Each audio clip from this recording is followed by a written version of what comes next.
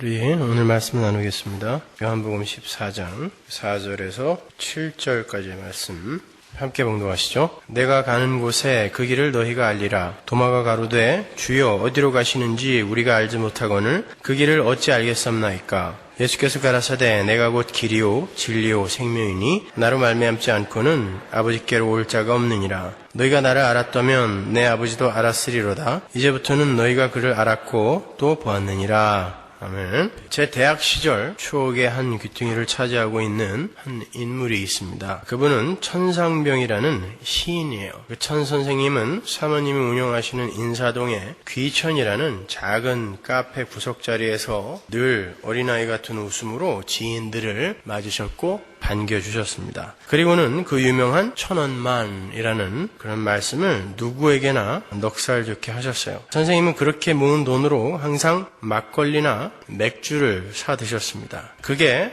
천 선생님의 식사였어요. 저도 여러 번 곁에서 막걸리와 맥주를 얻어 마셨었습니다. 천 선생님은 대학 후배인 저를 아주 사랑해 주셨었어요. 말을 그리 다정하게 하지 못하는 분이고 평소에 별로 말도 없으신 분이지만 함께 있는 것만으로도 무언의 가르침을 참 많이 던지셨던 그런 분입니다. 제가 지금 이렇게 말수가 적어진 것도 그분의 영향이 커요.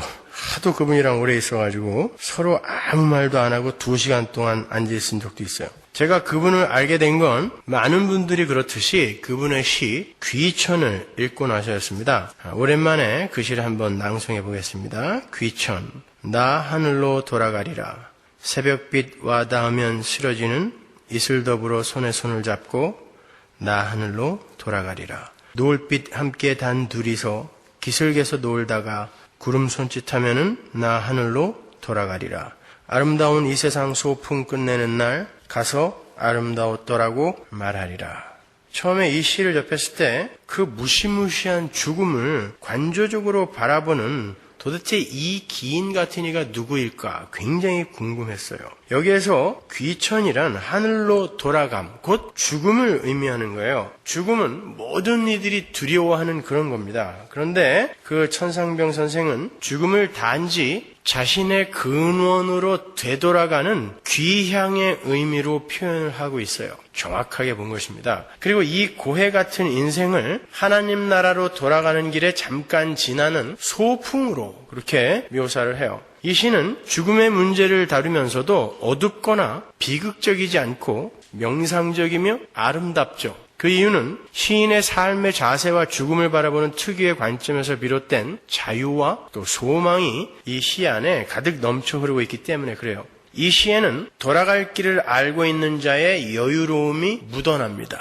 길을 알고 있는 자의 여유로움. 자기가 알고 있는 길을 따라서 본향에 돌아가게 되면 자기가 소풍 나갔던 인생이라는 곳이 나름 아름다웠고 의미가 있었다고 말하겠다라는 그분의 시는 차라리 위대한 시인한 고백 같아요. 여러분, 이 삶이 아름답습니까? 별로 그렇지 못하죠. 그러나 거기에 어떤 의미를 부여하게 될 때 우리는 이 삶을 아름답다라고 고백을 할 수 있다는 말입니다. 그분은 하나님께로 돌아가는 길을 정확하게 알고 계셨던 분이에요. 지금도 아빠, 아버지 하며 두 손을 꼭 모으고 기도를 하시던 그분의 모습이 생각이 납니다. 막걸리 한 사발을 앞에 두고도 꼭 두 손을 이렇게 모으고 하나님께 기도를 하셨어요. 아버지 하면서. 여러분은 그 길을 정말 찾으셨습니까? 여러분은 여러분의 본향으로 가는 길을 이미 찾으셨어요? 아니면 아직도 그 길을 찾고 계십니까?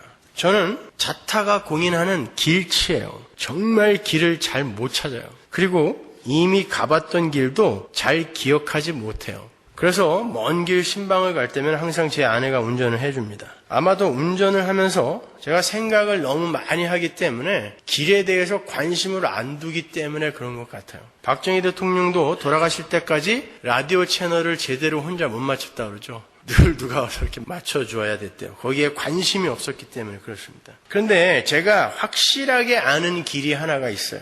절대로 그 길은 헛갈리지도 잊어버리지도 않습니다. 제가 알고 있는 확실한 길, 그 길은 바로 하나님께 가는 길이에요. 오늘 본문이 바로 그 예수라는 길에 대해서 기술을 하고 있어요. 오늘 본문은 너무나 잘 알려진 말씀이에요. 다 다들 암송하시는 구절이죠. 내가 곧 길이요 진리요 생명이니 나로 말미암지 않고는 아버지께로 올 자가 전혀 없느니라.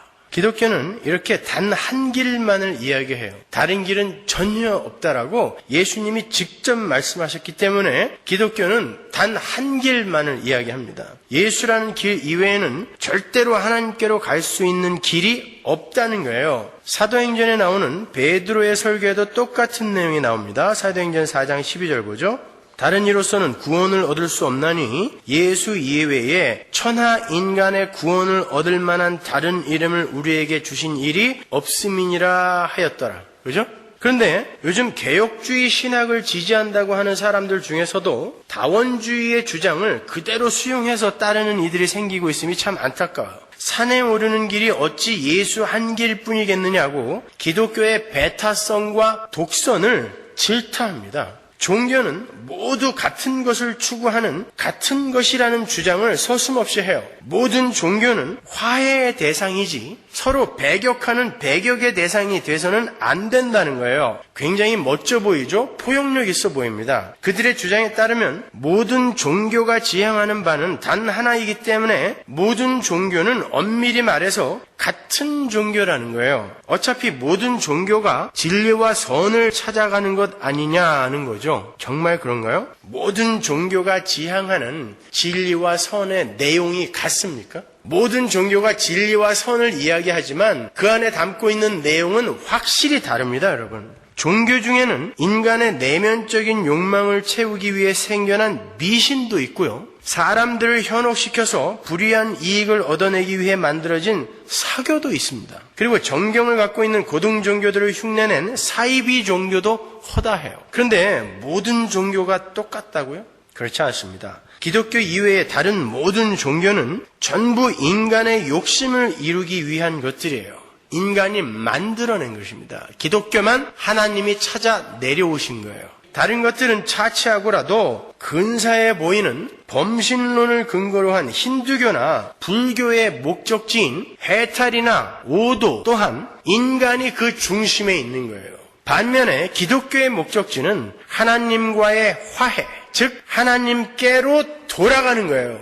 인간이 스스로 수련을 하고 고행을 통과하여 어떤 지점에 도달하는 게 아니라 하나님께로 돌아가는 거예요. 기독교의 목적지는. 결코 인간의 욕심이나 인간의 만족을 그 목적으로 삼고 있지 않아요. 기독교는 하나님을 떠나서 사망의 증상들로 고통을 당하고 있는 인간들이 하나님께로 돌아가 다시 하나님이 주시는 풍성한 복을 누리는 것을 그 목적으로 하고 있어요. 그런데 그 하나님께로 돌아갈 수 있는 유일한 길이 바로 예수 그리스도라는 것입니다. 예수밖에 없어요. 그래서 기독교에서는 예수 이외의 참선이나 고행이나 수도나 종교행위나 보시, 선한 행동 등의 다른 길들을 거부하는 거예요. 그 어떤 인간의 수고나 노력, 업적이나 공로도 하나님께 이르는 길이 될 수 없어요. 그래서 예수만 이야기하는 거예요. 그런데 다른 종교인들이 기독교를 배타적이라고 그래요. 독선적이라고 그래요.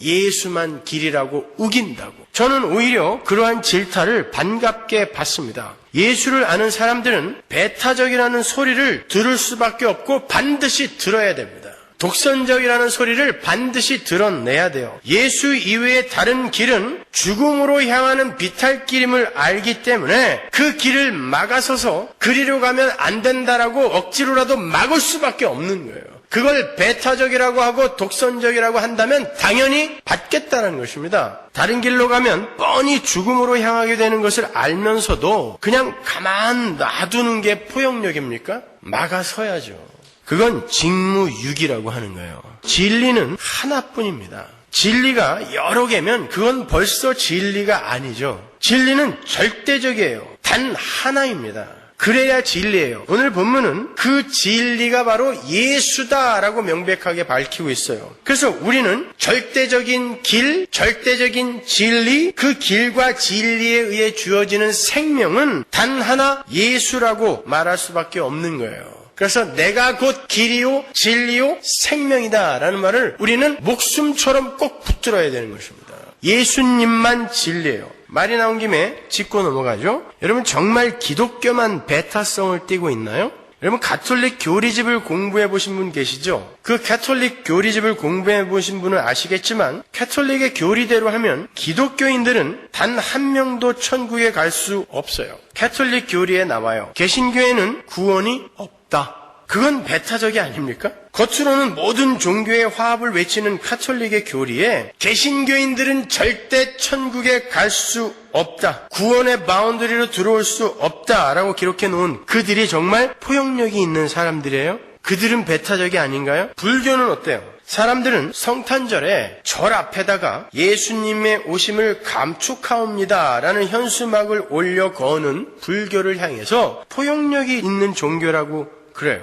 정말 그럴까요? 동국대학교 불교학과의 윤호진 교수의 논문 불교인이 본 기독교에 보면 이런 대목이 있어요. 이 글을 준비하기 전에 이미 예상했던 일이긴 하지만 그러나 막상 좀 더 가까이에서 기독교의 교리를 대하면서 놀랐던 것은 불교인들에게는 기독교 교리가 처음서부터 끝까지 거의 이해할 수 없는 것이라는 점이었다. 이것은 감정의 문제라든지 편견, 몰이해와 같은 이유 때문만은 아닐 것이다. 그런 점도 어느 정도 작용했겠지만 보다 근본적인 이유는 불교가 기독교와는 본질적으로 다른 바탕을 가지고 있는 종교이기 때문이다.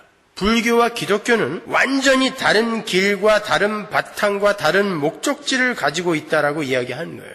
동국대학교 학장이면서 스님입니다. 그 말은 승려인 자기 생각에 기독교는 불교와는 달리 헛다리를 짚고 있다는 것이 분명하다는 거예요. 어떠세요? 왜 이런 사람들의 주장을 가지고는 배타적이니 독선적이니 하는 지적을 하지 않습니까? 왜 꼭 예수를 이야기하는 기독교만을 독선적이라고 하나요? 이유가 있습니다.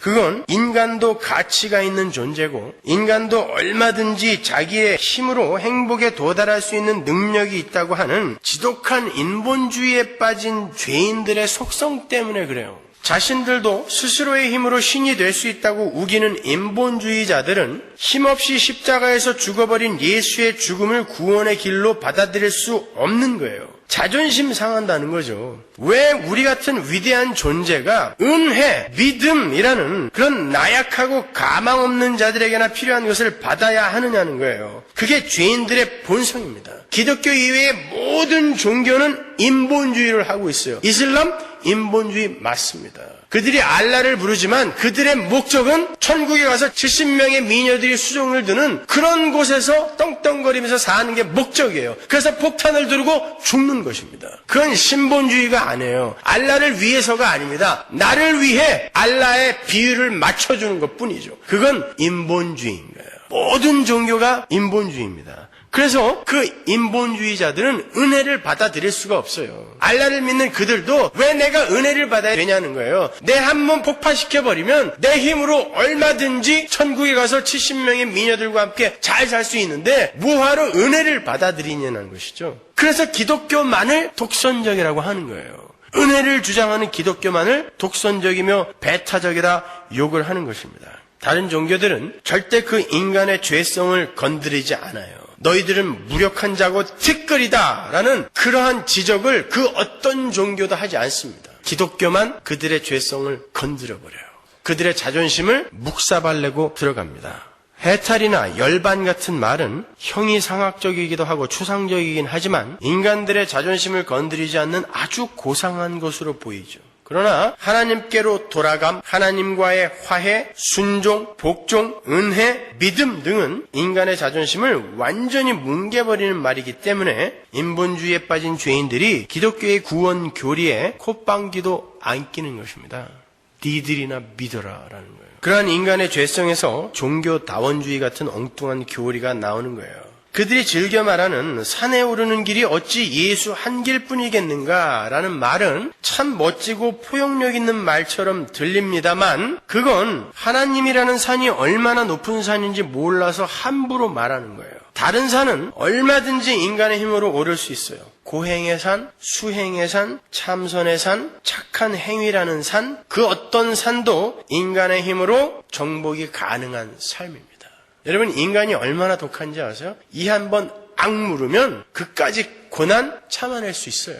인간이 오를 수 있는 산입니다. 고행을 통과하고 깨달음을 얻기 위해 수행을 하고 참선을 하고 18년 동안 장자불화를 하고 몇 년 동안 무건수행을 하고 힘들죠. 하나 인간이 이 한번 악물으면 그걸 할 수 있어요. 그 산은 얼마든지 정복할 수 있습니다. 착한 행위, 이 악물면 마음에 없는 착한 행위 얼마든지 할 수 있어요. 수십억 기부할 수 있어요. 아까워서 속으로는 벌벌 떨면서도. 그런 산들은 얼마든지 정복 가능한 산이에요. 그러나 하나님이라는 산은 절대로 인간의 능력으로는 못 올라가는 산입니다. 여러분, 만일 여러분이 아무런 준비도 하지 않고 히말라야를 등반한다고 생각해 보세요. 길도 모르고 그 산에 오르기 전에 준비해야 할 준비물도 전혀 없이 그 산 꼭대기를 향하여 발을 내딛는 순간 여러분은 죽은 거예요. 반드시 죽습니다. 100% 죽어요. 절대 못 올라갑니다. 그런데 그것과는 비교도 할 수 없는 하나님이라는 거대한 산을 정확한 길도 모른 채 마구 올라갈 수 있다는 말이에요. 천만의 말씀입니다. 그런 의미에서 종교다원주의자들의 주장은 일고의 가치도 없는 얼토당토한 주장일 뿐이에요. 그들은 산 정상이라는 목적지를 헛갈리고 있는 거예요. 자기들이 생각하고 있는 산 정상과 기독교의 산 정상을 같은 것으로 생각하는 것입니다. 아니에요. 완전히 달라요. 기독교의 모든 종교들이 추구하는 산 정상과 기독교가 추구하는 산 정상은 완전히 다릅니다. 그걸 헷갈리고 있기 때문에 예배당 안에 앉아있는 사람들도 이렇게 좌충우돌하는 거예요. 그 목적지를 분별하지 못했기 때문에. 심지어 성경이 말하는 하나님께 이르는 길은요, 사람이 자발적으로 택해서 갈 수도 없는 그런 길이에요. 그런 노래가 있죠. 종로로 갈까요? 영등포로 갈까요? 차라리 청량리로 떠날까요? 그런 노래 있었어요. 도대체 길이 보이지 않는 이 세상에서 이리저리 우왕좌왕 좌충우돌하며 달리고 있는 사람들에게 아주 인기가 있었던 그런 노래죠. 사람들이 열심히 길을 찾으려고 애를 쓰고 있는데 실제로 그 사람들이 자기들이 길을 못 찾고 있다는 것을 스스로가 알고 있어요. 그런 사람들에게 종로로 갈까요? 영등포로 갈까요? 차라리 청량리로 떠날까요? 라는 가사는 뼈 깊숙이 와닿는 가사예요. 저도 그랬어요. 어디로 가야 되는 거냐 말이죠. 그런데 어느 날 제가 길을 찾은 게 아니라 길이 저를 찾아와 버렸어요. 제가 가만히 있었는데 어떻게 해야 할지 몰라서 가만히 있었는데 어느 날 그 길이 저를 찾아와 버렸어요. 기독교는 길을 찾아가는 종교가 아닙니다. 길이 대상에게 찾아오는 거예요. 예수라는 길이 당신의 백성들에게 찾아오는 것입니다. 그리고는 그 길이 우리에게 찾아와 우리를 하나님 아버지께로 인도하는 거예요. 마치 공항에 가면 자동 인도가 있죠. 그냥 올라서 있기만 하면 목적지까지 갑니다. 그런 자동 인도 같은 거예요. 그 길은. 그 길이 우리를 덮치고 들어와서 그 길 위에 우리를 올려놓고 그 길이 우리를 하나님께로 데리고 가는 거예요. 여러분 그걸 잘 이해하셔야 됩니다. 저는 그 뒤로 저를 찾아온 그 길이 너무나 감사하고 너무나 기뻐서 그 길을 전하는데 애를 쓰는 이가 됐어요. 자, 여러분도 바로 그 길이 여러분을 지금 침노에 들어와 있는 분이 맞다면 여러분도 그 길이 너무나 감사하고 고맙고 기뻐서 그 길을 전하는 자가 돼요. 그게 뭐예요? 한문으로 전도라고 하는 것입니다. 전할 전, 길도. 여러분은 그 길에 의해 습격당하신 거예요. 그 길이 여러분을 덮쳐서 여러분을 하나님 나라로 옮겨버렸어요. 이미 하나님에게로 옮겨버렸기 때문에 우리는 믿음으로 그걸 알기 때문에 그 길을 다른 이들에게도 전하고 싶어 못 견디는 거예요. 그걸 전도라고 하는 거예요. 그 길, 여러분 전도가 뭔 줄 아셨어요? 예수라는 길을 전하는 거예요. 다른 거 전하시면 안 돼요. 야, 교회 와봐. 교회 오면은 네 소원이 다 들어지고 네 자식들이 좋은 대학 가고 네 질병도 낫고. 그건 전도가 아닙니다. 사기예요. 전도는 예수만 전해야 돼요. 예수라는 길에 의해서만 하나님 나라의 참 행복과 참 만족의 구원에 도달할 수 있고 우리는 그 예수라는 길을 따라서 이 땅을 살아야 된다. 근데 그 예수라는 길은 그렇게 녹록한 길이 아니다까지 다 전해줘야 그게 전도입니다. 예수를 전하는 거예요. 요한복음 1장 9절 보세요. 참빛 곧 세상에 와서 각 사람에게 비추는 빛이 있었나니 그가 세상에 계셨으며 세상은 그로 말미암아 지은 바 되었으되 세상이 그를 알지 못하였고 자기 땅에 오매 자기 백성이 영접지 아니하였으나 영접하는 자 곧 그 이름을 믿는 자들에게는 하나님의 자녀가 되는 권세를 주셨으니 이는 혈통으로나 육종으로나 사람의 뜻으로 나지 아니하고 오직 하나님께로서 난 자들이니라. 말씀이 육신이 되어 우리 가운데 거하심에 우리가 그 영광을 보니 아버지의 독생자의 영광이요 은혜와 진리가 충만하더라. 길이 오셨는데 사람들이 엉뚱한 길들을 붙들고 그게 길인 줄 착각하며 살고 있었기 때문에 그 길을 못 알아봤다라는 거예요. 아니, 만에 하나 어떤 이가 그 길을 알아보았다 하더라도 그 길을 따라갈 수 있는 능력이 없더라는 것입니다. 요한복음 13장 36절 보세요. 시몬 베드로가 가로되 주여 어디로 가시나이까? 예수께서 대답하시되 나의 가는 곳에 내가 지금은 따라올 수 없으나 후에는 따라오리라. 베드로가 가로되 주여 내가 지금은 어찌하여 따를 수 없나이까? 주를 위하여 내 목숨을 버리겠나이다. 내 그 길 따라간다니까요 라고 이야기하는 거예요. 왜 못 쫓아간다 그러세요? 나 길 따라갈 거예요. 당신 예수라는 길 내 따라갈 거예요. 그때 뭐라 그래요? 예수께서 대답하시되 네가 나를 위하여 네 목숨을 버리겠느냐? 내가 진실로 진실로 네게 이르노니 닭 울기 전에 네가 3번 나를 부인하리라. 너의 힘으로는 절대 예수라는 길을 쫓아서 하나님께로 갈 수 없다라고 하시는 거예요. 쫓아오기는커녕 닭 울기 전에 3번이나 네가 나를 부인할 거다라고 계망신을 주시죠. 그게 바로 나약하고 불가능한 인간의 실체예요. 길이 내려와서 십자가에서 죽으심으로 말미암아 하나님의 백성들이 하나님께로 인도되기 전에는 누구도 길을 쫓아 하나님께로 갈 능력이 없다는 거예요. 그렇기 때문에 예수님께서 그 예수라는 길을 쫓아 죽겠다고 목숨을 내놓겠다고 하는 베드로의 실체를 폭로시키는 거예요. 못 쫓아온다니까. 그러나 나중에는 네가 쫓아올 수 있을 거야. 언제? 예수님이 죽으시고 성령이 내려와서 길이 그를 덮쳐서 그를 끌고 갈 때. 띠띠우고 네가 원하지 않는 길로 너를 끌고 가는 그 일이 일어날 때 너는 비로소 그 길을 쫓아갈 수 있을 거야 라고 이야기하는 거예요. 오늘 본문에도 정확하게 나옵니다. 본문 4절 볼까요? 내가 가는 곳에 그 길을 너희가 알리라. 이 말을 표준세 번역이 아주 잘 번역했어요. 내가 가는 곳으로 가는 길, 내가 가는 곳이 어디예요? 하나님께로 내가 가는 곳으로 가는 길을 너희가 알고 있다라고 그래요. 잘 들으셔야 돼요. 그 말이 무슨 뜻일까요? 그들이 길이신 예수님을 알아봤다는 말이 아니라 그들이 3년 반 동안 함께 했고 지금도 함께 하고 있는 그 길이신 예수를 그들이 안다, 예수를 안다라는 것을 가리켜서 너희가 길, 즉 나를 알고 있지 않느냐. 너희가 내가 길인 줄은 모르고 있지만 길인 나를 알고 있으므로 너희는 길을 알고 있는 거야. 근데 왜 그 길을 못 알아보니? 라는 말까지 함의하고 있는 거예요. 내가 길이고 너희는 나를 알고 있잖아. 따라서 너희는 길을 아는 거야. 니들이 진짜 나를 안다면 너희들은 길을 아는 거야. 나를 통해서만 너희들은 하나님께로 갈 수 있어. 그런데 왜 나를 못 알아봐? 라고 말씀하시는 거예요.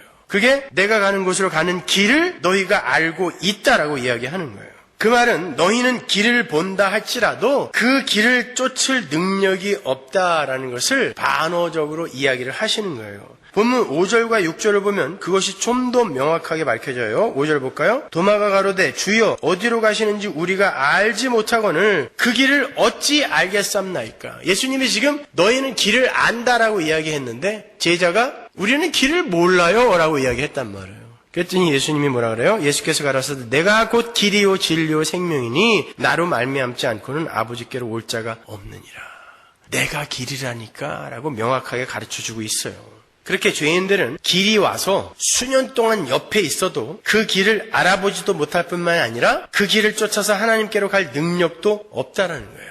오늘 본문의 그 문맥의 흐름을 이해하시겠죠? 그렇게 우리는 길이신 예수의 찾아오심에 의해서 구원을 받은 사람들이에요. 그리고 그 길 안에 들어가 있어요. 그러니까 우리 성도는 이미 탈락할 수도 없고 포기되어질 수도 없는 예수라는 길 안에 들어가 있는 거고 각자의 인생 속에서 그 길을 걸어가고 있는 거예요. 역시 바울 신학의 백미인 이미와 아직의 교리가 그 속에 담겨 있는 거죠. 이미 길이 우리를 습격하여 덮쳤는데 우리는 그 길을 또 우리의 발로 가야 돼요. Already not yet. 우리는 예수라는 길에 의해 습격을 받아서 그 예수라는 길로 접어들었어요. 그런데 주님은 그 길을 우리의 발로 걷게 하세요. 마치 애굽에서 출애굽한 하나님 백성들이 광야를 걸어서 가나안으로 간 것처럼 구름으로 실어서 가나안으로 옮기지 않으셨다니까요. 그들이 홍해를 건넜을 때 그들은 반드시 가나안에 들어갈 운명이었어요. 그럼에도 불구하고 하나님은 그들의 걸음으로 걷게 하신단 말입니다. 하나님께서 이스라엘을 애굽에서 건져내시고 스스로 길이 되셔서 어떻게 할 수 있어요? 낮에는 구름 기둥, 밤에는 불 기둥으로 인도하셨잖아요. 그게 하나님이라는 길을 쫓아가는 것입니다. 내가 인도하는 길로만 쫓아와라고 하는 거예요. 근데 어디로 데려가셨어요? 다른 좋은 길 놔두고 홍해, 믹돌 사이로 데리고 가셨어요. 어디로도 도망갈 수 없는 그런 완전히 다 막힌, 뒤에서는 애국 군대가 쫓아오고 양쪽은 깎아지른 절벽, 앞은 바다예요. 하나님이라는 길이 하나님의 백성을 그리로 끌고 가시더라니까요. 왜? 우리의 무력함과 하나님의 크심과 그분의 은혜를 알게 해주기 위해서 그래요. 우리는 인생을 통과하면서 수많은 믹돌과 수많은 홍해 앞에 당도하게 될 거예요. 그때마다 하나님이 어떻게 나를 건지시는지 우리는 경험하게 될 것입니다. 하나님께서 우리를 건지신다고 하니까 그 문제를 다 해결해 준다는 그런 말이 아니라 그 문제가 해결이 될 때도 있지만 그 문제가 해결이 되지 않았는데 문제가 나에게 문제로 여겨지지 않는 그러한 은혜가 우리에게 온단 말입니다. 그러니까 지금까지 살아있는 거 아니에요, 이렇게. 예, 우리는 수많은 믹돌과 홍해를 경험하면서 우리의 불가능함과 하나님의 크심과 그분의 은혜를 경험으로 알게 되는 거예요. 배우는 거예요, 우리는요. 하나님은 그렇게 당신의 능력과 은혜로 당신의 백성들을 건져내시지만 그 건져낸 백성들을 구름에 태워서 가나안으로 데려가시는 것이 아니라 광야라는 길을 스스로의 발로 걷게 하셔서 가나안으로 이끌고 가세요. 그런데 그 길이 전부 예수 그리스도의 은혜로 덮여있는 길이에요. 확인해 볼까요? 그 광야길에 이스라엘에게 주어졌던 게 다 뭐죠? 홍해, 만나, 반석의 물, 노뱀, 율법, 성막, 법궤, 이게 다 뭐예요? 예수 그리스도입니다. 그 길을 밟고 가는 거예요. 이렇게 말하면 금방 이해하실 줄 알았는데 전혀 이해가 안 되는 얼굴이시네요. 그게 어떻게 예수인지는 제가 시간을 많이 할애해서 다 설명을 드렸잖아요. 지금까지. 그것도 기억 못하시면 어떡해요? 요한복음 6장 32절 보세요. 예수께서 이르시되 내가 진실로 진실로 너에게 이르노니 하늘에서 내린 떡은 모세가 준 것이 아니라 오직 내 아버지가 하늘에서 내린 참떡을 너에게 주시나니 하나님의 떡은 하늘에서 내려 세상에게 생명을 주는 것이니라. 저희가 그러되 주여 이 떡을 항상 우리에게 주소서. 예수께서 가라사대 내가 곧 생명의 떡이니 내게 오는 자는 결코 줄이지 아니할 터이요 나를 믿는 자는 영원히 목마르지 아니하리라. 그러나 내가 너희들어 이르기를 너희는 나를 보고도 믿지 아니하는도다 하였느니라. 그 만나가 뭐였어요? 예수였어요. 고린도전서 10장 3절 보세요. 다 같은 신령한 식물을 먹으며 다 같은 신령한 음료를 마셨으니 이는 저희를 따르는 신령한 반석으로부터 마셨으며 그 반석은 곧 누구다? 그리스도다. 네, 보세요. 예수를 밟고 예수를 먹으면서 그 길을 가는 거예요. 노뱀 사건은 뭐예요? 노뱀 사건은 예수님이 저주의 뱀이 되셔서 우리의 사망과 저주가 되셔서 죽으시는 거예요. 그리고 그것을 바라보는 것, 그걸 믿는 자는 산다라는 예수 그리스도의 십자가 복음을 설명하는 거잖아요. 역시 예수 그리스도. 요한복음 1장 45절 보세요. 빌립이 나다나엘을 찾아 이르되 모세가 율법에 기록하였고 여러 선지자가 기록한 그 일을 우리가 만났으니 요셉의 아들 나사렛 예수니라. 누가복음 24장 44절. 또 이르시되 내가 너희와 함께 있을 때에 너희에게 말한 바 곧 모세의 율법과 선지자의 글과 시편에 나를 가리켜 기록된 모든 것이 이루어져야 하리라 한 말이 이것이라 하시고. 율법이 뭐다? 예수다. 보세요. 이스라엘이 광야를 걸어가면서 계속해서 먹고 마시고 경험하며 간 것들이 전부 뭐예요? 예수예요. 그 예수라는 길을 따라 우리가 하나님께로 가는 거예요. 성막도 마찬가지고 지성소 안의 법궤도 마찬가지죠. 그러니까 광야에서 이스라엘에게 주어지고 이스라엘이 겪은 모든 것이 바로 예수 그리스도였어요. 그런데 그 예수라는 길을 직접 경험하며 걸어야 했던 광야같이 그 길이 호락호락하지 않다라는 걸 여러분 잊지 마셔야 돼요. 불평과 불만이 수시로 터져나오는 그런 힘겨운 길이었어요. 심지어 이스라엘 1세대는 자신들의 나약함과 불가능함을 폭로당하고 그 광야에서 모두 죽었습니다. 광야는 그런 길이에요. 내가 죽는 길이에요. 그런 자기 부인을 구약은 1세대의 죽음, 즉 옛사람의 죽음으로 묘사를 하는 거예요. 자신의 추악함과 나약함과 불가능함이 폭로되고 그로 말미암아 자기가 부인되는 바로 그 삶이 광야다. 그래서 1세대를 다 죽여버리는 것입니다. 그만큼 힘들다는 거예요. 이 광야는 내가 죽는 길이기 때문에. 그렇게 예수라는 길은 그리 녹록한 길이 아니에요. 그래서 성경이 하나님께 이르는 예수라는 길을 가리켜 좁고 협착한 길이라고 부르는 거예요. 마태복음 7장 13절로 갑니다. 좁은 문으로 들어가라. 멸망으로 인도하는 문은 크고 길이 넓어 그리로 들어가는 자가 많고 생명으로 인도하는 문은 좁고 길이 협착하여 찾는 이가 적음이니라. 길이 좁고 험하다는 거예요. 협착하다는 것은. 어떤 길? 생명으로 인도하는 길. 생명으로 인도하는 길이 뭐라 그래요? 예수님이 나다 그러잖아요. 나다. 근데 그 길을 따라가는 길은 힘들단 말입니다. 마치 예수 그리스도의 십자가의 삶처럼 힘이 들다라는 거예요. 예수님께서도 직접 말씀하시죠. 당신을 쫓겠다고 열심히 쫓아보겠다고 찾아온 이들에게 나를 쫓아오려면 너희들 각오하고 와야 된다라고 말씀하시잖아요. 마태복음 8장 19절 보세요. 한 서기관이 나와 예수께 말씀하되 선생님이여 어디로 가시든지 저는 쫓으리이다. 예수께서 이르시되 여우도 굴이 있고 공중에 새도 거처가 있을 때 오직 인자는 머리 둘 곳이 없다 하시더라. 이거 왜 이렇게 말씀하신 거예요? 너 혹시 이 세상의 힘 이런 거 바라고 나를 쫓겠다고 하는 거 아니니? 나는 머리 둘 곳도 없어. 그런데도 너 나 쫓아올래? 너 나 쫓아오면 나와 똑같은 처지 되는 거야. 근데도 너 나 쫓아올래? 라고 물어보시는 거예요. 오라는 거예요? 오지 말라는 거예요? 각오하고 오라는 것입니다. 오려면. 전도는 바로 여기까지 전해야 되는 거예요. 당신은 예수를 믿게 되면 지금보다 더 험난한 삶을 살게 될지도 몰라요. 그러나 그 마지막은 하나님 나라, 영생으로 결론 지어지게 될 것입니다. 그래도 믿으시겠어요? 까지 물어보셔야 돼요. 그래야 하나님의 택한 백성만 옵니다. 하나님의 택한 백성은 믿음이 주어지기 때문에 그 믿음을 갖고 그럼요 그래도 그게 중요한 거니까 가야죠 하고 오지만 하나님의 택한 백성이 아닌 이들은 감언 이설에 속아서 온단 말이에요. 그들이 항상 문제를 일으킨단 말입니다. 예배당 안에서. 그러니까 어중이 떠중이 막 데리고 오지 마세요. 확실히 끝까지 다 이야기해 주세요. 그래도 믿을 거야 라고. 그래야 믿음이 있는 자들이 옵니다. 그래야 그 전도가 우리의 힘으로 이루어진 게 아니다라는 것을 우리가 알게 돼요. 우리의 힘으로 전도가 이루어진다면 우리는 감언이설 섞어서 설득의 법칙, 논리 전부 써가지고 잘 꼬셔야 돼요. 그래야 오죠. 근데 예수 믿으면 당신 이런 것까지 각오해야 돼 라고 이야기하면 믿음이 없는 사람은 절대 안 옵니다. 여러분. 왜 와요? 미쳤냐? 거길 가게? 그러죠. 그러니까 세상 사람들은 미쳤냐? 거길 가게 하는데 하나님의 택한 백성들이 여기를 온단 말이에요. 그러니까 그 전도는 누가 하는 거예요? 하나님이 하는 거란 말이에요. 그러지 않고 그냥 감언이설로 살살 녹여가지고 한 몇백 명씩 데려오고 그러니까 무슨 전도왕, 뭐 상품 다이아 반지 하나, 뭐 하와이 여행권 이런 게 막 주어지는 거예요. 그 사람이 한 게 아닌데 왜 그 사람한테 상을 줘요? 그리고 전도왕이 뭐예요 도대체? 전도는 하나님이 하시는 건데 사람이 전도왕이 되면 어떻게 되는 거예요? 나는 도구로 쓰여지는 것일 뿐이에요. 그러나 정확하게 전하셔야 돼요.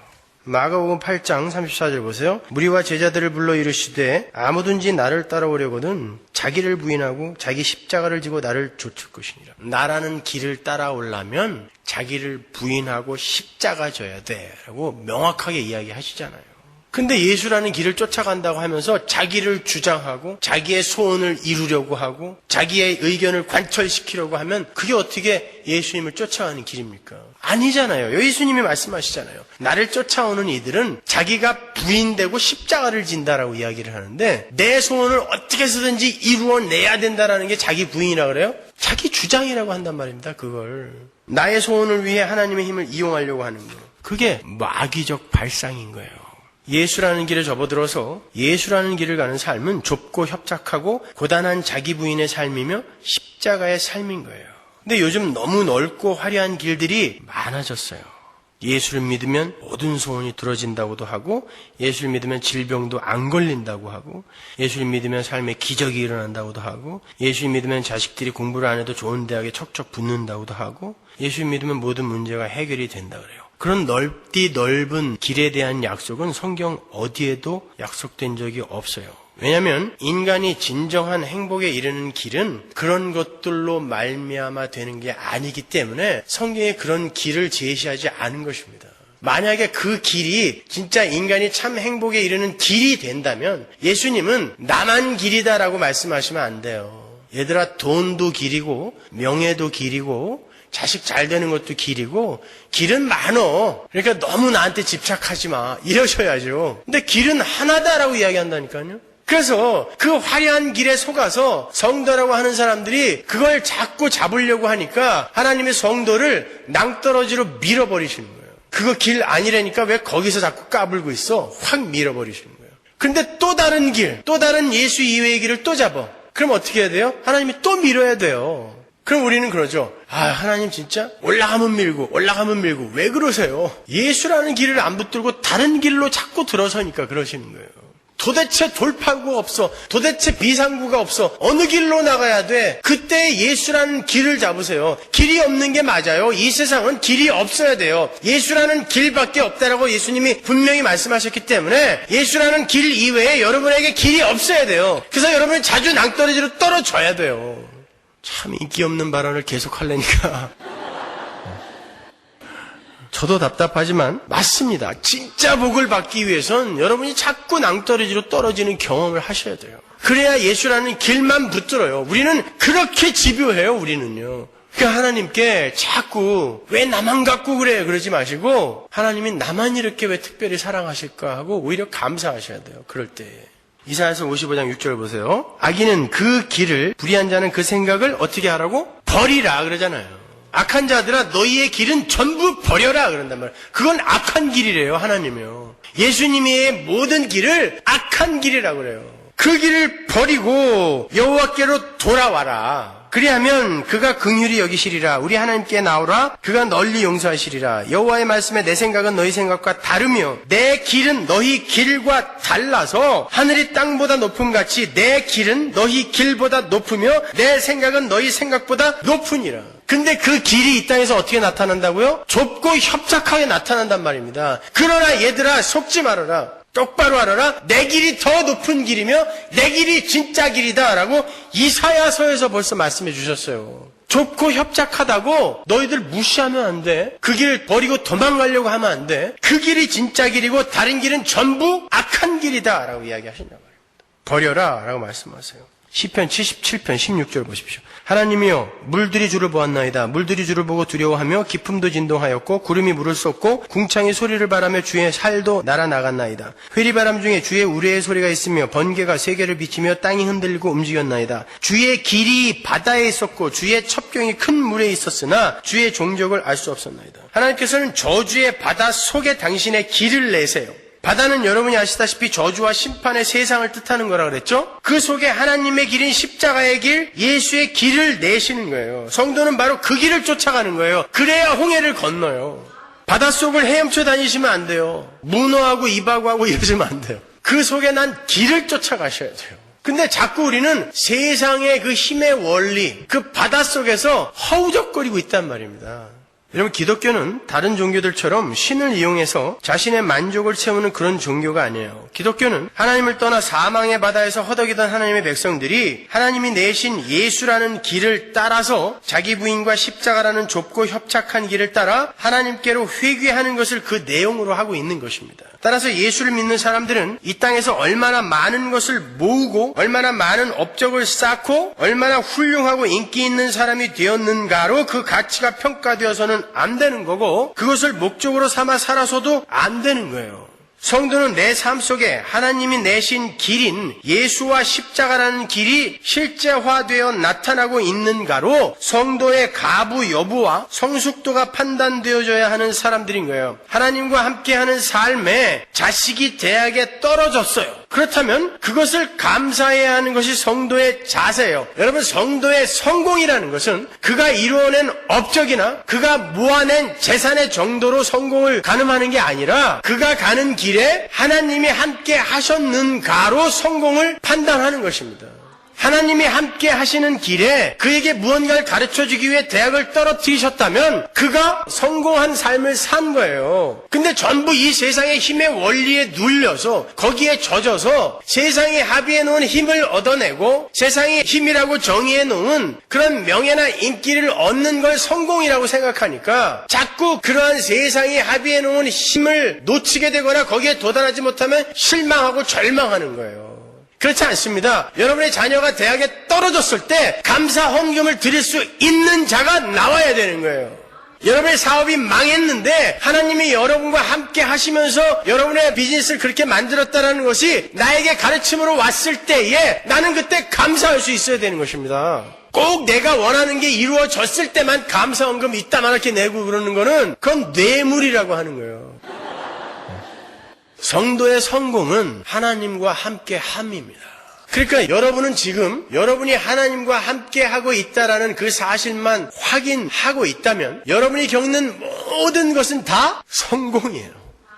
이걸 잘 이해하셔야 되는데 여러분이 하나님의 손에 딱 붙들리는 순간 하나님은 당신의 일을 성공시키기 위해 여러분을 끌고 가세요. 그 길은 절대 실패할 수 없는 길이에요. 그렇기 때문에 여러분의 모든 삶은 전부 성공으로 향하는 길입니다. 여러분의 삶에 실패란 있을 수가 없어요. 내가 망하고 병에 걸리고 자식이 속을 썩이고 하는 건 실패가 아니에요. 하나님이 여러분을 성공적인 삶으로 이끄시기 위해 여러분의 삶 속에서 계속 성공하시고 있는 거예요. 우리의 삶에 그것이 꼭 필요하기 때문에. 반대로 하나님이 함께 하시는 길에 사업이 번창하면 성공입니다. 하나님이 함께 하시는 길에 자식이 올바른 길로 잘 성장하면 성공이에요. 그러나 하나님이 방치한 상태에서 하나님이 아무 관계도 하지 않는 상태에서 뭐 대통령이 되고 국회의원이 되고 재벌이 되고 하는 건 저주요 심판이라고 하는 것입니다. 그건 성공이라고 하지 않아요, 성경이. 그러니까 다른 거 필요 없어요. 여러분이 확인하셔야 할 것은 여러분의 삶에 하나님이 함께 동행하시는가 그것만 확인하시면 돼요.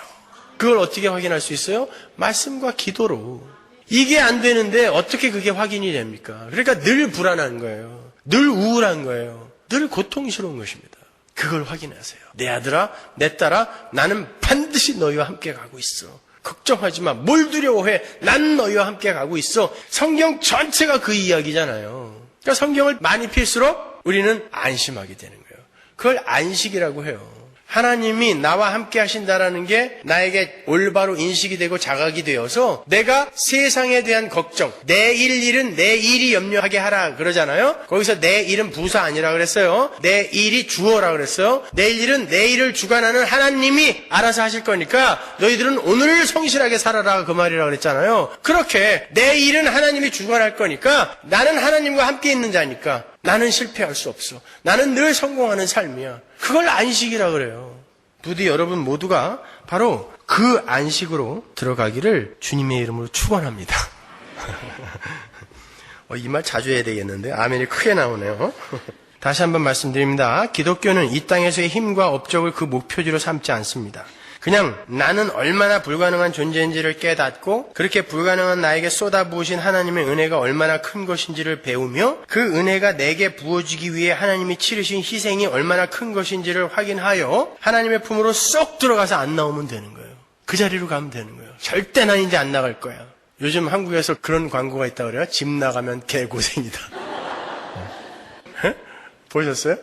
요즘은 참 광고도 굉장히 이제 원색적이 됐어요. 불과 한 5년, 6년 전에는 그런 단어 절대 못 썼어요. 근데 그 광고가 지금 최고 히트하는 광고예요. 집 나가면 개고생이다. 하나님 품 떠나면 개고생이라는 걸 여러분이 이 세상에서 경험하고 가셔야 돼요. 그래서 인생이 고달픈 거예요, 때로. 야, 절대 하나님 품 떠나면 안 되겠구나. 그거 배우라고. 그래서 하나님 나라에 가서는 하나님 꼭 붙들고 절대 안 놓는 거예요. 절대 안 놓는 거예요. 그게 성도의 삶이에요, 여러분. 짧게 하려고 다짐했는데 아직도 많이 남아가지고 말이죠. 아이고, 큰일 났네요. 반동됐는데. 다음 주에 계속해서 하겠지만 대충 그래도 결론은 내려야죠. 자, 여러분, 우리가 하나님의 품으로 가는 길에 가난이라는 게 방법이요 도구로 쓰일 수 있고 우리가 하나님의 품으로 가는 길에 질병이 쓰일 수도 있고 망함이라는 것이 쓰일 수도 있고 부유함이라는 게 쓰일 수도 있고 인기라는 것이 쓰일 수 있고 명예라는 것이 쓰일 수 있어요. 그러니까 그러한 나타나는 현상들에 너무 집착하지 마시라는 거예요. 그냥 이거는 하나의 과정일 뿐이고 나의 목표 지점은 하나님 품으로 쏙 들어가서 절대 하나님 놓지 않는 그 자리로 가는 길에 나에게 주어지는 것이므로 거기에 너무 삶의 무게중심을 그리로 쏟아붓지 마시란 말이에요. 여러분은 예수라는 길에 의해 습격당하여 그 예수라는 길로 오늘도 성큼성큼 하나님 품으로 달려가고 있는 분들이에요. 그 그것으로 만족하셔야 돼요. 그게 행복하지 않으면 여러분 아직 예수라는 길에 들어서지 못한 분일지도 몰라요. 기독교의 본질을 올바로 이해하시고 오히려 내가 이해할 수 없는 상황 속에서 기뻐할 수 있고 감사할 수 있고 행복할 수 있고 찬양할 수 있고 기도할 수 있는 그러한 성숙한 성도의 삶을 사시기 바랍니다. 네, 기도하겠습니다.